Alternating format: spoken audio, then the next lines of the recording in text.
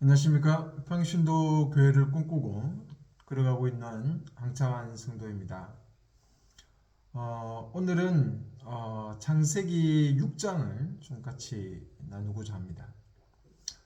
어, 우리가 성경을 늘 볼 때마다 놓치지 말아야 되는 것은 하나님께서 하나님 나라를 이 땅에 세우시기를 원하시고 그 나라를 통해서 영원한 하나님의 안식에 참여하기를 원하신다는 그 큰 틀들을 우리가 늘 잊지 말아야 됩니다. 성경을 바라볼 때 항상 이 큰 흐름을 놓치지 말고 바라봐야 된다라는 사실을 먼저 좀 또 강조하고 싶습니다.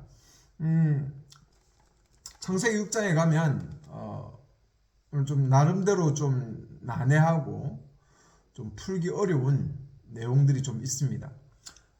여러 학자들의 의견들이 좀 많이 나뉘기도 하고, 그래서 저도 참 이 부분에 대한 고민들을 좀 많이 하게 됩니다. 그렇지만 제가 생각할 때는 성경의 전체적인 큰 흐름을 좀 잊지 말고 바라보면서 또 이 구절구절들을 바라본다면 뭐 나름대로 좀 더 바른 해석을 하지 않겠나라는 생각들을 가지고 있습니다. 여기 6장에 놓으면 6장 1절에 보면 그 사람이 지면에 많아지기 시작할 때 딸들이 그들에게서 태어났을 때 2절에 보면 하나님의 아들이라고 나와 있습니다. 하나님의 아들들. 과연 이 하나님의 아들들을 누구로 생각할 거냐? 어떤 사람들은 그 욥기에 나오죠. 욥기에 나오는 욥기 1장 6절에서 그 이제 하나님의 아들들은 천사들이라고 이야기하고 있죠. 그 욥을 고발하러 가는 그 천상의 회의 뭐 이런 어떤 부분에서 그래서 많은 성경에 또 이 부분 말고 시편에도 또 하나님의 아들들이 천사라고 표현되어 있기도 합니다.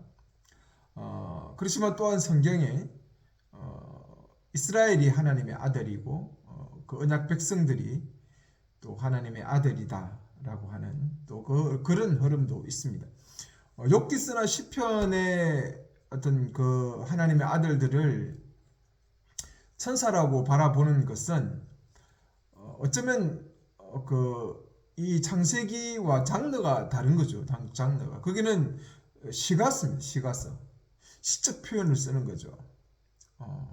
뭔가 은유적인 표현도 좀 많이 있고 그런 또 비과학적인 내용들도 들어있죠.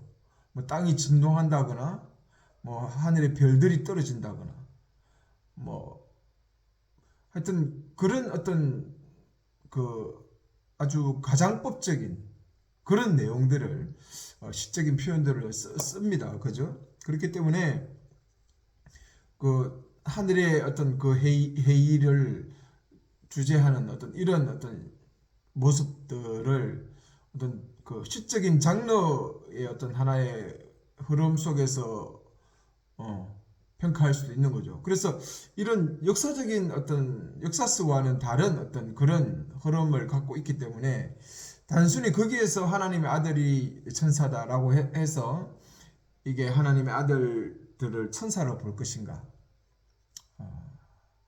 저는 좀 여기에 대한 제 나름대로는 좀 의문이 있습니다. 오히려 지금 이 창세기의 저자 이제 창세기를 읽는 그 2세대들 이제 곧 가나안 땅에 들어가서 하나님 나라를 세워야 되는 그 언약 백성이 누구이고 자기들이 누구인지에 대한 어떤 것들을 이야기하고 뭐 해야 되는지에 대한 이야기를 하려고 하는 그 입장의 어떤 큰 흐름들을 가지고 바라본다면 이 하나님의 아들들은 언약 백성, 그 셋의 자손 중에서도 경건한 하나님의 셋의 자손, 언약의 백성들이 아닐까. 셋 자손들의 어떤 그 언약의 흐름을 쫓아가는 언약의 하나님의 그 언약의 백성으로 살아가는 그런 사람들로 보는 것이 좀 더 정확하지 않을까라는 생각이 듭니다. 이스라엘 백성을 하나님의 아들이다라고 내 아들이다라고 이렇게 말하기도 하지 않습니까? 그리고 지금 창세기부터 시작해서 창세기 1장부터 시작해서 하나님 나라를 통해서 펼쳐오다가 창세기 3장의 문제 속에서 이제 두 흐름이 흘러가잖아요. 하나는 가인의 후손과 셋의 후손이 나누지 않습니까? 그것이 4장 5장에서 어떤 그 큰 흐름을 이루고 있고 5장의 그 셋의 후손들이 하나님의 언약에 짊어지고 하나님 나라를 이 땅에 이루어가는 그 사명을 이루어가는 사람들로 이야기되고 있습니다. 그런 큰 흐름들이 오다가 갑자기 6장에 들어오면서 천사들이 나타난다? 저는 좀 나름대로 이게 이해가 좀 되지 않습니다. 그리고 이런 성경의 큰 구도가 하나님 나라를 이루는 것이다. 요한계시록에 바라봤을 때 새하늘과 새 땅까지 연결되는 것 아니겠습니까? 그리고 지금 가인의 후손을 통해서 보여지는 그 인간의 나라, 창세기 3장에서 내가 주인 되고 선악을 아는 일에 하나님과 같이 되려고 하는, 그래서 내가 선한 것이면 선한 것이고 내가 악한 것이면 악한 것인 내 중심의 나라, 인간의 중심의 나라죠. 인간의 나라죠. 인간의 나라. 그것이 결국은 바벨탑이고 그리고 바벨이고, 결국은 그것이 계시록에 보면 바벨이고 그 바벨의 중심에 엄녀, 사단, 마귀 이렇게까지 다 연결되지 않습니까?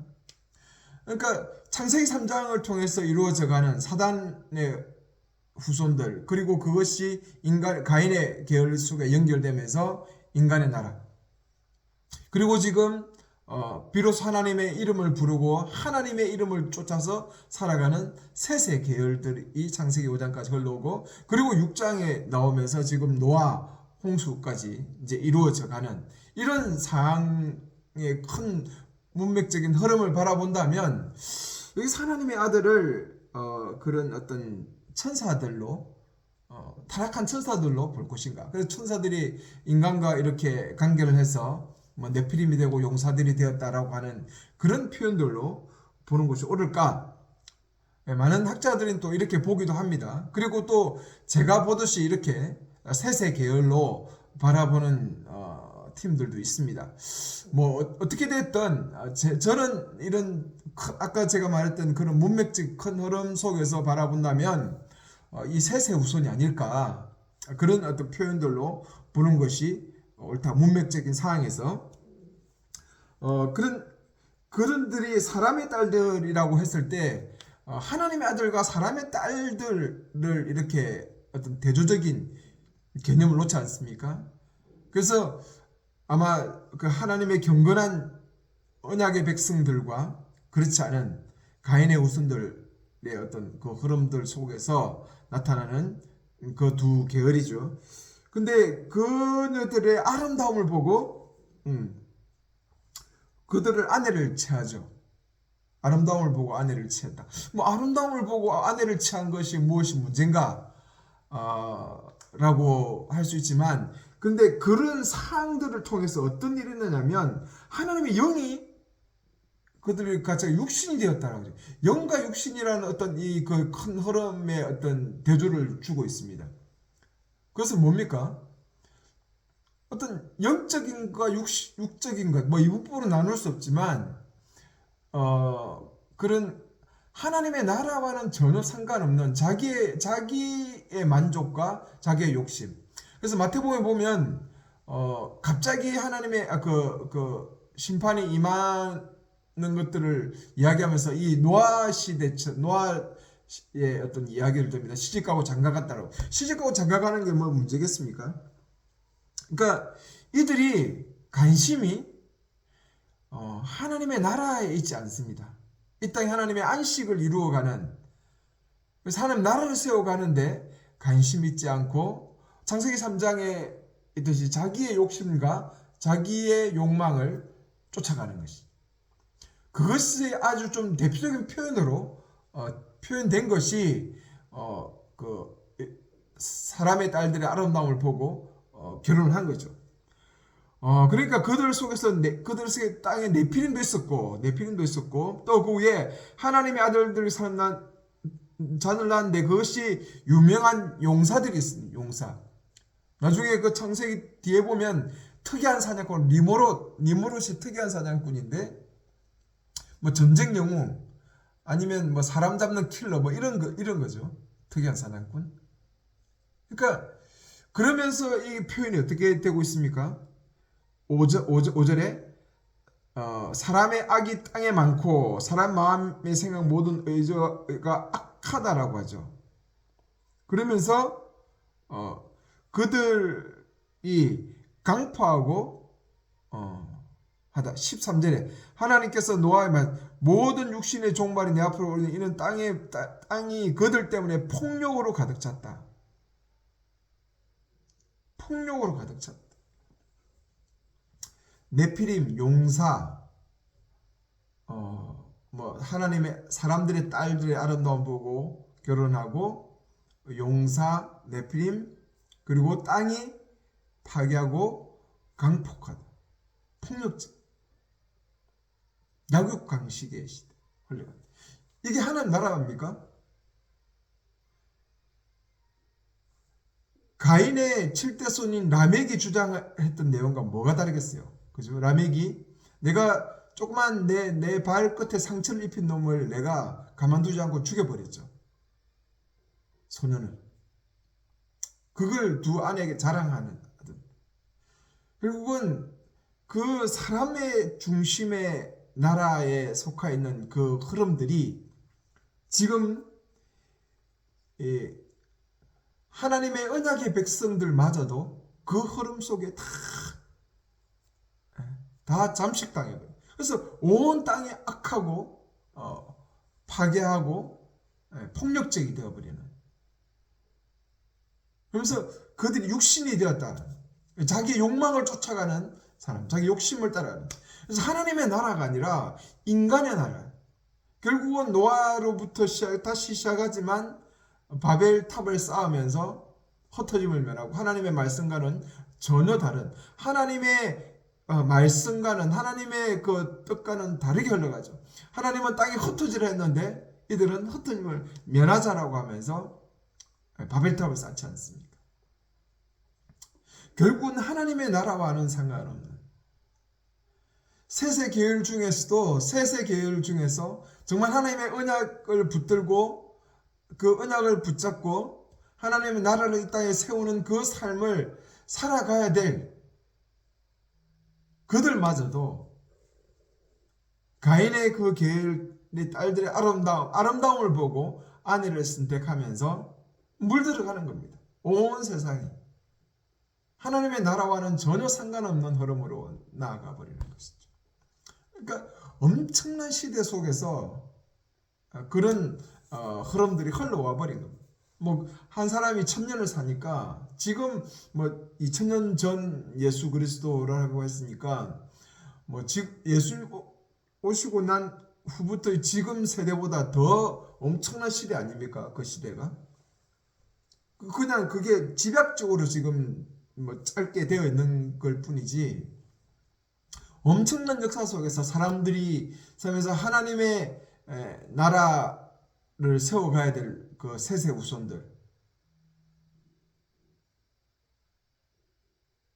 에녹 같은 사람은 하나님과 동행하면서 하나님과 같이 걸어가고 하나님의 발자취를 쫓아가고 하나님과 같이 하나님의 뜻을 쫓아가던 사람은 하나님께서 성천시켜 그러니까 그 셋의 경건한 그 흐름 중에서도 그들이 다 동화되어 버린 것입니다. 저는 이것이 창세기 6장의 이 모습입니다. 그래서 하나님의 아들들을 이런 셋의 계열로 보는 것이 옳지 않을까.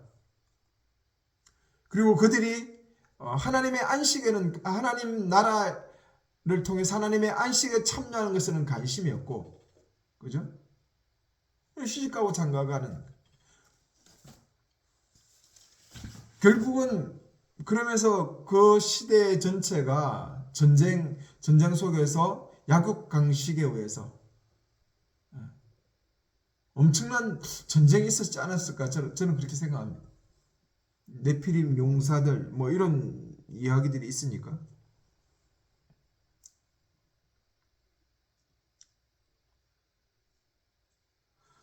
그리고 여기 그 3절에 그 날들이 120년이 될 것이다.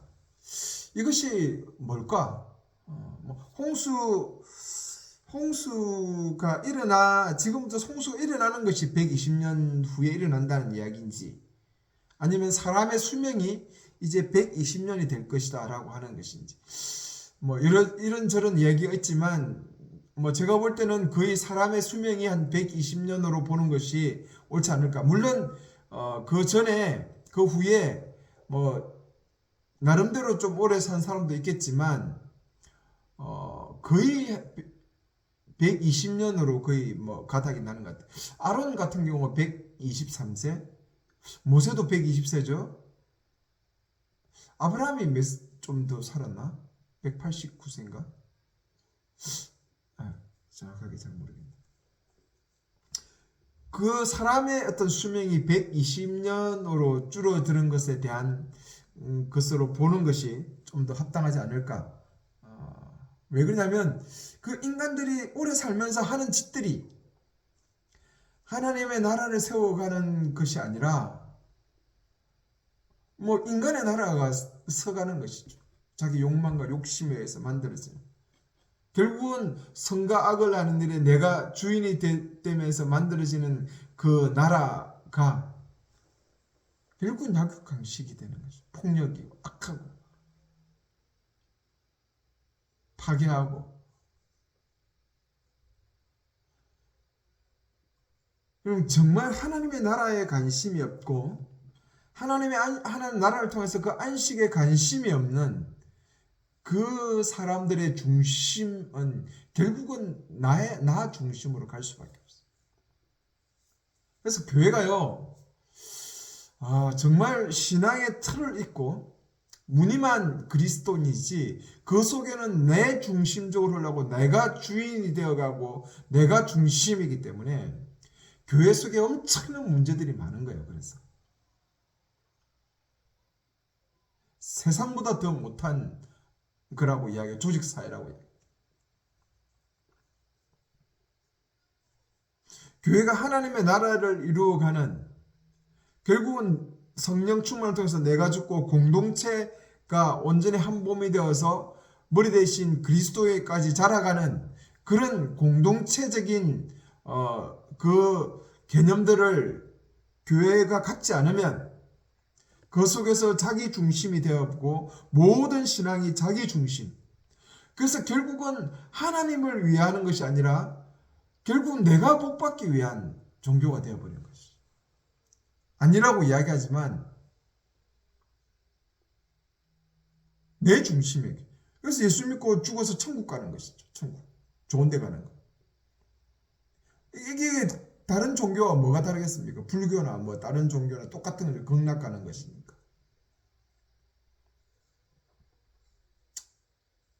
이 땅에서 하나님의 언약 백성으로서 하나님 나라를 세워가는 그 개념들을 잃어버리면, 공동체 신앙을 잃어버리면 그런 개인주의적인 신앙으로 결국은 무늬만 그리스도인이 되는 것입니다.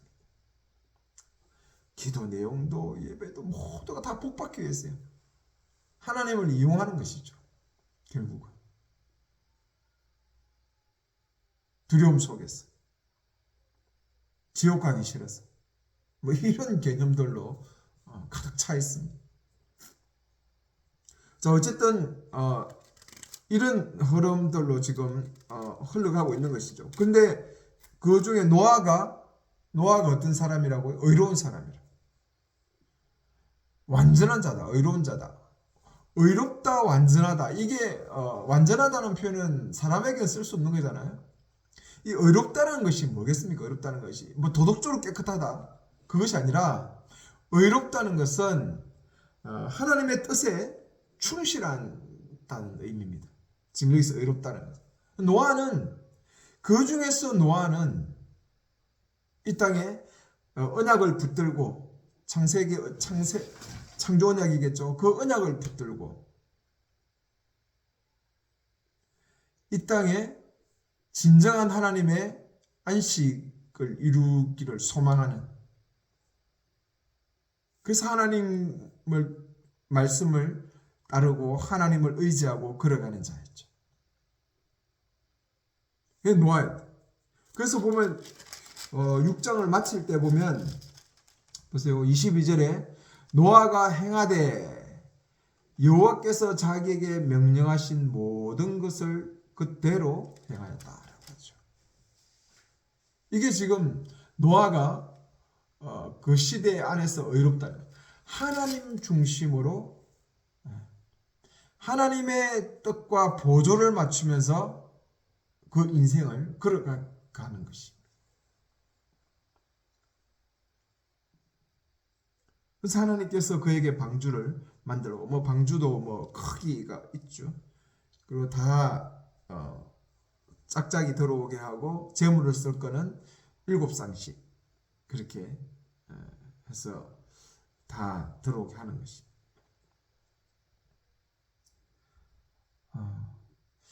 하나님의 나라와는 상관없는 인간의 나라가 되어버리는 그 흐름 속에서 또 여전히 하나님의 언약을 붙들고 하나님과 같이 보조를 맞추고 그리고 하나님의 계획을 쫓아서 살아가는 사람들이 있다는 것입니다. 그들이 무너져 버려서 오히려 강폭해지고 파괴해진 이 땅을 하나님께서는 심판하시고 이제는 새롭게 또 노아와 같이 하나님께서 여전히 하나님의 은혜 속에서 노아와 같이 방주를 통해서 그 하나님의 계획을 하나님의 은혜 속에서 다시 이루어 가려고 하는 것입니다. 여러분, 결국은 하나님의 그 언약을 여러분 제대로 이해하십니까? 그리고 하나님의 그 뜻을 제대로 이해하십니까?